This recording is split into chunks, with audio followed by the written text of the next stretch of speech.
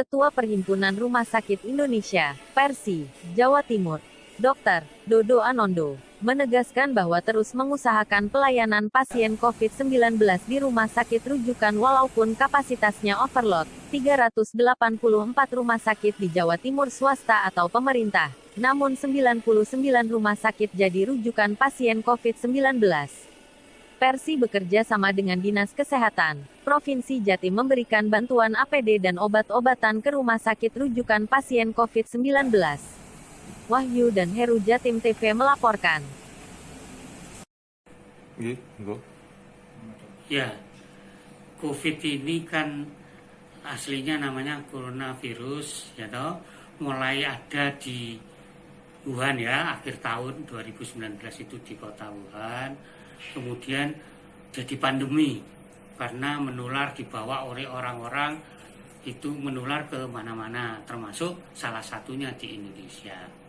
Di Indonesia kan pertama itu 2 orang itu yang pada saat itu disebutkan malah di televisi kalau nggak salah itu disampaikan di situ bahwa 2 orang ini yang ketularan dari orang asing kan itu seperti itu.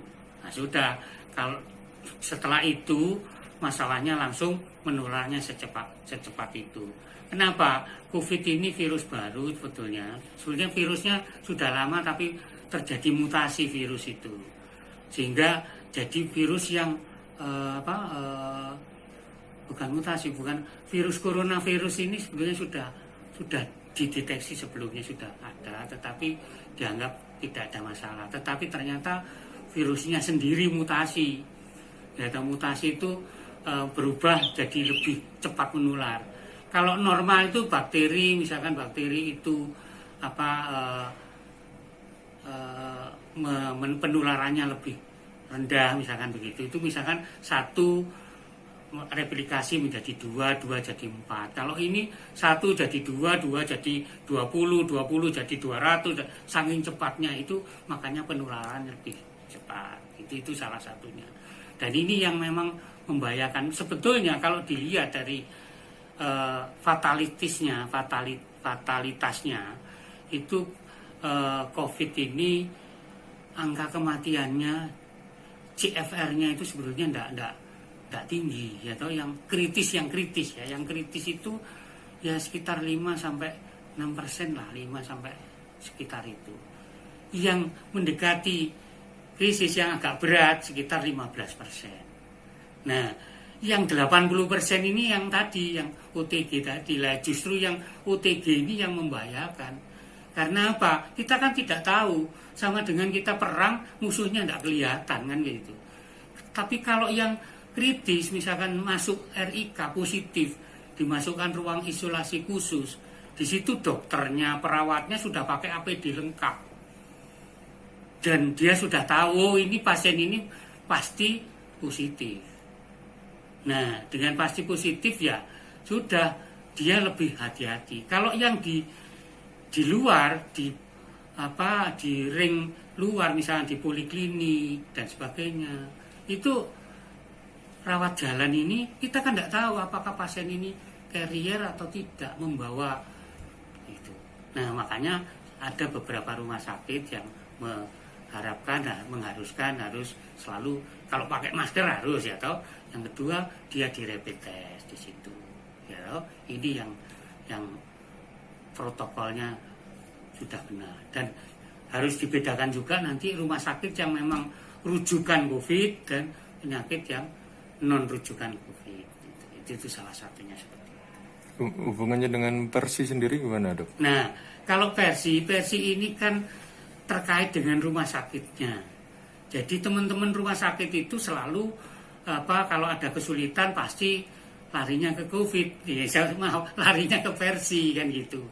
Karena Persi ini misalkan kayak pertama kali mulai ada COVID itu masalah APD, ya toh, alat pelindung diri ini kurang kan gitu. Ya larinya ke Persi, bagaimana Persi, dan larinya juga ke ID. Ya toh, ID menyiapkan untuk itu, minta bantuan dan sebagainya. Kita nyalurkan itu untuk APD dan sebagainya. Nah, sekarang mulai dari ini sudah mulai jalan ya toh. Sekarang rapid test harus semuanya diusahakan, tapi kan kemampuan rumah sakit juga terbatas untuk itu. Nah, ini yang Persi selalu minta. Makanya termasuk kemarin apa yang disampaikan Bu Wali kemarin pada kita, bahwa rumah sakit ini tidak nampung masyarakat kita katanya, khususnya rapat rumah sakit di Surabaya ini. Nah, makanya kita mengusulkan bagaimana kalau ada rumah sakit khusus COVID. Dan alhamdulillah beliaunya mau menerima usulan kita. Rumah sakit COVID itu di mana, Dok? Rencananya ini sudah kerjasama dengan RSAU, Rumah Sakit Husada Utama tadi. Rumah sakit mana yang menjadi rujukan, Dok? Loh lah ya, rumah sakit COVID ini nanti jadi rujukan untuk teman-teman pasien-pasien yang dari Surabaya supaya tetapi pola rujukan tetap pola rujukan dari rumah sakit non rujukan. Misalkan ini, apa bedanya rumah sakit non rujukan sama rujukan? Non rujukan itu betul-betul dia tidak menerima pasien COVID. Jadi kalau dia terpaksa ada pasien COVID di situ, langsung dirujuk ke rujukan.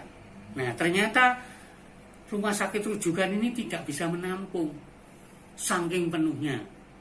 Ya, loh? Nanti kenapa kok tidak bisa nampung berikutnya. Nah, maka mereka sekarang terpaksa juga harus siap-siap menerima pasien-pasien COVID. Nah, ini yang kadang-kadang merepotkan juga. Butuh APD, butuh SDM dan sebagainya yang menguasai permasalahan seperti itu.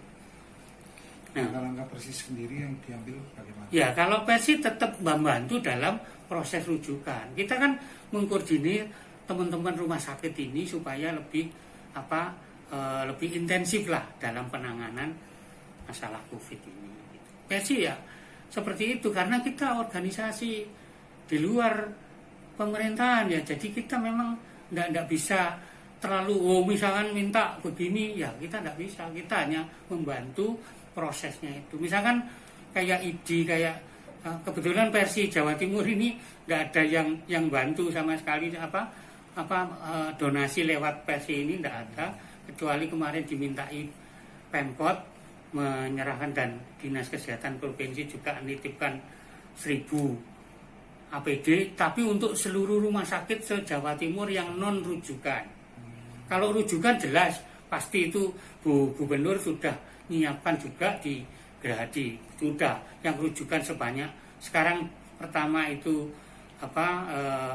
sekarang jumlah rumah sakit rujukan se-Jawa Timur itu sebanyak 99, dan itu APD dan sebagainya yang terkait dengan COVID sudah disiapkan di Gerahadi. Artinya mereka siapkan. Nah, yang permasalahan sekarang itu yang non rujukan kan. Nah, yang non rujukan ini kan dia harusnya tidak terima, tetapi karena full semua yang rujukan itu sudah penuh, terpaksa saya hanya menyarankan mereka harus juga menerima pasien ini. Ya, teman-teman rumah sakit baik swasta maupun pemerintah semuanya bisa menerima seperti ini. Kalau dari se-Jawa Timur sendiri ada berapa rumah sakit rujukan untuk COVID ini, Dok? Se-Jawa Timur tadi 99 rujukan. 99. Rumah sakit rujukan sebanyak 99 sekarang. Se-Jawa Timur. Se-Jawa Timur. Pertama kalau tidak salah hanya 60 sekian gitu ya, toh. Kemudian 45 naik jadi 60 sekian, sekarang jadi 65, sekarang jadi 99. 85 99 itu urutannya gitu. Nah, yang persoalan di Jawa Timur ini rumah sakitnya kan 384. Kalau diambil yang rujukan 99 berarti kan ada 290 yang non rujukan. Ya toh? Tetapi kita juga mengingatkan yang non rujukan ini kan ada rumah sakit ibu dan anak. Dan ini kalau di Surabaya atau di lain tempat kita sarankan tidak usah nerima ini karena risikonya lebih banyak kan seperti itu. Kalau dia nerima langsung rujuk aja gitu. Kita sarankan seperti itu, jangan sampai merawat kan, itu risiko untuk ibu dan anaknya kan gitu. Terus kontribusi dari pemerintah sendiri ke rumah sakit rujukan itu gimana, Dok? Loh, jelas, kan tadi sudah Untuk, saya sampaikan bahwa APD-nya itu rumah ya? sakit itu dapat APD semua dari pemerintah. Heeh. Justru yang jadi problem kan yang rumah sakit yang non rujukan ini Heeh. nggak dapat kan, walaupun dia hanya ngerujuk pun harus pakai APD lengkap, gitu. Ngerujuk pun harus pakai APD lengkap. Nah, ini yang mereka harus pembiayaan sendiri dan sebagainya itu. Nah, ini kalau nggak didukung ya repot.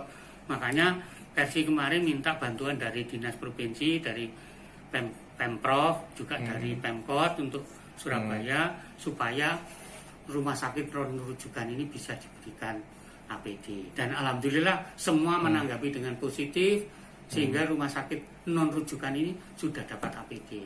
Persoalannya sekarang yang utama adalah sekarang bukan APD lagi, walaupun masih ada, tetapi yang utama sekarang adalah yang terkait dengan ini rapid test untuk alatnya dan sebagainya ini kan. Sebetulnya kalau ini bisa dijalankan secara masif, ya toh, itu segera kelihatan kan yang sakit sama yang tidak sakit kan, seperti itu. Permasalahannya kan sekarang rapid testnya maupun reagen PCR-nya, VTM-nya ya, karena itu masih terbatas, dan juga laboratoriumnya. Tapi sekarang pemerintah pusat, Kementerian Kesehatan sudah menyiapkan semua laboratorium masing-masing. Contoh dulu cuma dari UNER sama BPTKL kan gitu. Sekarang di Sutomo, di Malang, bahkan rumah sakit swasta juga buka juga itu. Ya atas izin dari Dinas Kesehatan Provinsi kan, seperti itu. Harus saya selalu nyarankan kalau buka itu harus izin dulu dari provinsi. Seperti ini kan banyak tawaran, ini mau rapid test, mau itu, masing-masing rumah sakit swasta. Sebenarnya ini tujuannya untuk membantu. Makin banyak yang dites kan lebih banyak cepat diketahui permasalahannya di situ. Oke. Oke, Dok. Ya, untuk pembiayaan ini sudah ada edaran atau dari Kementerian Kesehatan. Pembiayaannya juga dari Kementerian Kesehatan. Artinya apa? Seluruh biaya perawatan, obat dan sebagainya itu seperti itu. Itu ada hitung-hitungannya. Ya saya tidak hafal hitung-hitungannya karena saya tidak ngerjakan ya. Jadi ada hitung-hitungannya. Kalau misalkan dia obat sudah disediakan ya tidak boleh ngeklaim obat kan gitu. Ya, kalau misalkan obat disediakan Kementerian Kesehatan, ya dia tidak boleh ngeklaim obat ini harganya sekian. Jadi biaya perawatan saja kan gitu. Itu salah satunya seperti itu. Jadi sudah ada, dan ini sudah, kalau saya baca di running tag kemarin, sudah Kementerian Kesehatan sudah mengeluarkan 22 miliar untuk untuk uang mukanya. Dan saya sudah tanya beberapa rumah sakit sudah terima uang mukanya seperti itu. Walaupun mungkin di bawah 50% atau di bawah 50%, yang jelas sudah dapat uang muka. Gitu. Ya. Oke. Karena saya di sama rata kan nggak cocok, tapi harus aturan seperti itu, pokoknya yang terlibat. Ya, karena yang terlibat. Mas Wahyu, saya nggak bisa ngasih kebijakan sendiri karena semua itu perintahnya Pak Jokowi. Kasihan juga kemarin kan beliau diserang karena BPJS begitu, maunya kok. Istilahnya nggak bisa. versi ini juga ya, ini organisasi non profit jelas dari 100 juta lebih itu. Nah, kita ya dari ambil itu, kita izin dulu sama rumah sakit, mohon maaf, terpaksa saya bantu APD iuran. Ya nanti saya sudah bilang, nanti kalau ini uangnya habis ya sudah, jawabannya saya sudah, sejak saya dan sebagainya itu saya siapkan semua pertanggungjawaban supaya aman ya gitu. Kita tidak ingin terjadi yang tidak seperti itu. Dokter Hartono itu kan radiologi Sutomo. Iya. Waktu itu ada acara semua radiologi di Sanggila, saya dipanggil ke sana. Akhirnya Jawa Timur saya waktu itu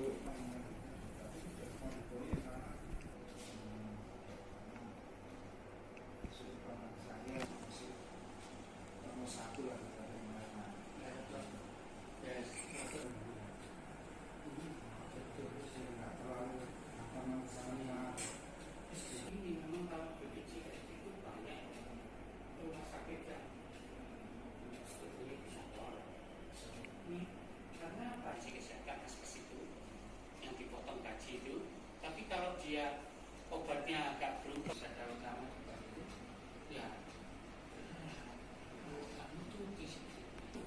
itu sudah tidak cukup sebetulnya, nggak cukup.